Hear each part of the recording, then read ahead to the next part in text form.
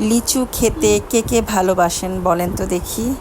আমার মতো লিচু পাগল কে কে আছেন? কারণ আমার ফলের মধ্যে লিচু আর আম এটা না খেলেই না, একদম খেতেই হবে। আর এই লিচুটা দেখেন কি সুন্দর, একদম টসটসা, একদম গোল।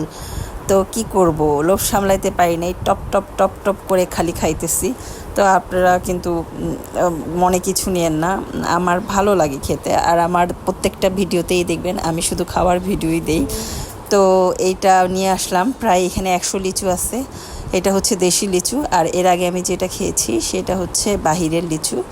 তো ওইটার দাম ছিল হচ্ছে 700-800 টাকা করে, আর এটা হচ্ছে 500 করে দেশি লিচু। তো এখন আমি লিচু বাজারে চলে আসলাম। আমি কোথা থেকে লিচু কিনলাম সেটা আপনাদের একটু বলবো। আমি আজকে আড়তে আসলাম। আড়তে আমি ম্যাক্সিমামই, আপনারা আমার আগের ভিডিওগুলোয় দেখেছেন যে আমি সবগুলা ম্যাক্সিমাম জিনিসগুলাই আমি আড়ত থেকে কিনে থাকি। আমি মনে করেন যত রকম জিনিস, ফল থেকে শুরু করে মাছ মাংস সব কিছুই আমি আড়ত থেকে কিনে থাকি। কারণ হচ্ছে আমার বাসা থেকে আড়তটা একটু সামনে। শুটকির আড়ত থেকে শুরু করে মাছ মুরগি ফল সবজি তরকারি সব কিছুর আড়তই আমার বাসা থেকে সামনে।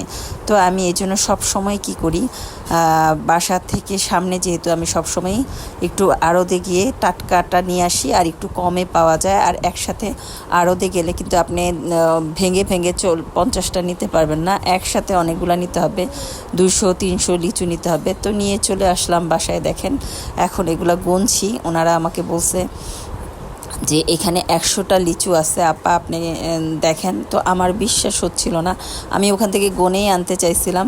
তো ওনারা বলছে আপা কোনো সমস্যা নেই, আমি আরও 10টা লিচু বেশি দিয়ে দিলাম।